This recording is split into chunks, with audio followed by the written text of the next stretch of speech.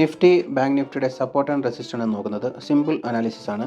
Support and resistance എല്ലാവർക്കും mark ചെയ്യാൻ പറ്റുന്ന സിമ്പിൾ വേ ആണ്. പിവറ്റിൻ്റെ ഒരു സപ്പോർട്ടോടുകൂടി, പിവറ്റ് ചാർട്ടിൻ്റെ ഒരു സപ്പോർട്ടോടുകൂടി നമുക്കത് സിമ്പിളായിട്ട് കാൽക്കുലേറ്റ് ചെയ്യാവുന്നതാണ്. ഓക്കെ, ഞാനിപ്പോൾ ഓൾറെഡി ഇതിനകത്ത് സപ്പോർട്ട് ആൻഡ് റെസിസ്റ്റൻസ് മെൻഷൻ ചെയ്തിട്ടുണ്ട്. അതൊക്കെ എന്തൊക്കെയാണെന്ന് പറയും. ഡേ ചാർട്ടാണ് കാണുന്നത്. ഒരു ഡൗൺഫോൾ വന്നിട്ട് ഇന്നൊരു അപ്സൈഡ് മൂവ് കിട്ടിയിരിക്കുകയാണ്. കണ്ടിന്യൂസ് ഡൗൺഫോളിൽ നിന്നൊരു അപ്സൈഡ് മൂവ് കിട്ടിയിരിക്കുകയാണ്. ഇതൊരു അപ്സൈഡ് ട്രെൻഡായിട്ട് നമുക്ക് കണക്കാക്കാൻ പറ്റുകയില്ല. ഒരു റെസിസ്റ്റൻസ് ലെവലുണ്ട്. ആ ലെവലിൽ നമുക്ക് നോക്കാം. അതിൽ ഫേസ് ചെയ്ത് അതിനെ ക്രോസ് ചെയ്യുവാണെങ്കിൽ മാത്രം നമുക്കൊരു അപ്സൈഡ് മൂവിലേക്ക് എക്സ്പെക്റ്റ് ചെയ്യാവുന്നതാണ്. അപ്പോൾ ഈ ഒരു ചാർട്ട് ഒരു 5 മിനിറ്റ് ചാർട്ടിലേക്ക് നമുക്ക് നോക്കാം. ഇന്നത്തെ മാർക്കറ്റ് ഓൾമോസ്റ്റ് അപ്സൈഡിലേക്ക് പോയിരിക്കുന്നു. ബാങ്ക് നിഫ്റ്റി അതുപോലെ അപ്സൈഡിലേക്ക് പോയിട്ടുണ്ട്. ഇൻഡെക്സും ഓൾമോസ്റ്റ് എല്ലാ ഇൻഡെക്സുകളും അപ്സൈഡ് ട്രേഡാണ് ചെയ്തിരിക്കുന്നത്.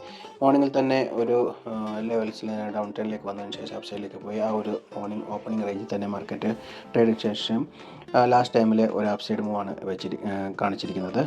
ഇതിന് ശേഷം ഒരു ക്ലോസിങ്ങിൽ 5 മിനിറ്റ്സ് ചാർട്ടിൽ ഒരു റെഡ് ക്യാൻഡിലാണ് ഫേസ് ചെയ്തിരിക്കുന്നത്. നാളത്തെ മാർക്കറ്റിൽ ഒരു ഡൗൺ ട്രെൻഡിലേക്ക് ഓപ്പൺ ആകാനും സാധ്യതയുണ്ട്. അതിൻ്റെ സപ്പോർട്ട് ആൻഡ് റെസിസ്റ്റൻസ് നമുക്ക് നോക്കാം. ഇമ്മീഡിയറ്റ് ആയിട്ട് ആക്ട് ചെയ്യുന്ന ഒരു റെസിസ്റ്റൻസ് ലെവൽ നോക്കുകയാണെങ്കിൽ ഇന്നത്തെ ക്ലോസിംഗ് മാർക്കറ്റ് 25,090 ആണ്. അതുപോലെ തന്നെ ഇമ്മീഡിയറ്റ് ആയിട്ട് ആക്ട് ചെയ്യാൻ പറ്റുന്ന ഒരു റെസിസ്റ്റൻസ് ലെവലാണ് 25,158 എന്ന് പറയുന്ന റേഞ്ച്.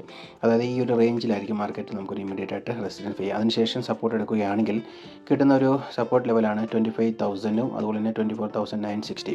മേജറായിട്ട് നമ്മൾ almost trade resistance level mention ചെയ്തിരിക്കുന്നത് 25,240 തൊട്ട് 315 ലെവലിലേക്കാണ് മാർക്കറ്റ് മേജറായിട്ട് റെസിസ്റ്റൻസ് ലെവൽ നോക്കുന്നത്. അതുപോലെ തന്നെ ഒരു ട്രേഡ് ചെയ്യാൻ പറ്റുന്ന ലെവലാണ് 24,760. ആ റേഞ്ച് തൊട്ടുള്ള ഒരു ഡൗൺ ട്രെൻഡിലേക്കുള്ളൊരു ഫോളിങ്ങിലേക്ക് വന്നാൽ ഒരു മേജർ സപ്പോർട്ടായിട്ടാണ് ആക്ട് ചെയ്യുന്നത്.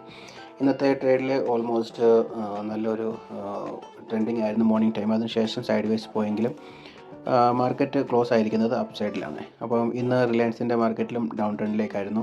HDFC നല്ലൊരു മൂവ്മെൻറ്റ്സാണ് കൊണ്ടിരിക്കുന്നത്. അതുകൊണ്ട് ബാങ്ക് നിഫ്റ്റിയിൽ നല്ലൊരു ഹൈപ്പ് മൂവ്മെൻറ്റാണ് കിട്ടിയിരിക്കുന്നത്. ഇപ്പോൾ ബാങ്ക് നിഫ്റ്റിയിലെ ചാർട്ടിൽ നമുക്ക് അനാലിസിസ് നോക്കാം. സപ്പോർട്ട് ആൻഡ് റെസിസ്റ്റൻസ് ഈ ലെവലിലാണ് മാർക്ക് ചെയ്യാൻ പറ്റുന്നതെന്ന്.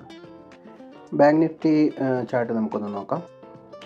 ബാങ്ക് നിഫ്റ്റി ചാർട്ടിലെ ഒരു ഡേ ചാർട്ടാണ് ഞാൻ മെൻഷൻ ചെയ്തിരിക്കുന്നത്. ഇവിടെ നിങ്ങൾക്ക് കാണാൻ നല്ലൊരു ഡൗൺ ട്രെൻഡ് പോലെ വന്നിരിക്കും. നിഫ്റ്റി പോലെ തന്നെ ഓൾമോസ്റ്റ് അപ്സൈഡിലേക്ക് പോകുന്ന 2-3 ദിവസത്തിന് ശേഷം അപ്സൈഡിലേക്ക് പോകുന്ന market one single candle down ട്രെൻഡിലേക്ക് വന്നിരിക്കുകയാണ്. അതുപോലെ തന്നെ ഇപ്പോൾ അപ്സൈഡിലേക്ക് മാർക്കറ്റ് പോയിട്ടുണ്ടെങ്കിൽ തന്നെ ഇതൊരു ഡൗൺ ട്രെൻഡിലേക്ക് മൂവ് ചെയ്യാൻ വളരെ സാധ്യതയുണ്ട്. ഈ ഒരു സപ്പോർട്ട് ആൻഡ് റെസിസ്റ്റൻസ് ലെവലിലേക്ക് മാർക്കറ്റ് എത്തിച്ചേരാൻ സാധ്യതയുണ്ട്. ആ ഒരു ലെവൽസ് നമ്മൾ നോക്കുകയാണെങ്കിൽ നമുക്ക് 5 മിനിറ്റ് ചാർട്ടിലേക്ക് നോക്കാം. ഇന്നത്തെ ട്രേഡ് ചെയ്തിരിക്കുന്ന ഒരു സെറ്റപ്പും ട്രെൻഡിങ് കിട്ടിയ സെറ്റപ്പും നോക്കാം. ഇവിടെ ഒരു ബ്രേക്ക്ഔട്ട് ഒരു മോർണിംഗ് ഡൗൺ സൈഡ് വന്ന് അപ്പ് സൈഡിലേക്ക് പോയി നിഫ്റ്റിയെ പോലെ തന്നെ, പക്ഷേ നിഫ്റ്റിയേക്കാളും കൂടുതൽ ഒരു മൂവ്മെൻറ്റ്സ് ബാങ്ക് നിഫ്റ്റി കിട്ടിയിട്ടുണ്ട്.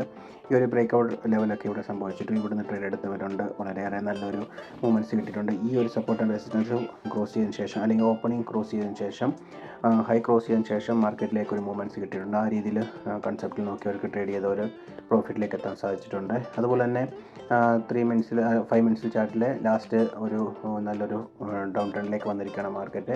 100 പോയിൻറ്റ്സിൻ്റെയോളം മൂവ്മെൻറ്റ്സുകൾ അവിടെ നടന്നിരിക്കുന്നു. അവിടെ നിന്നൊരു ഡൗൺ ട്രെൻഡിലേക്ക് നോക്കുകയാണെങ്കിൽ ഈ ഒരു ലെവലിലേക്ക് എത്തി മാർക്കറ്റ് ട്രേഡ് ചെയ്യാൻ സാധ്യതയുണ്ട്. അപ്പോൾ ചാർട്ട് അനലൈസ് ചെയ്യുക. ഇതൊരു എഡ്യൂക്കേഷൻ പർപ്പസ് വീഡിയോ മാത്രമാണ്.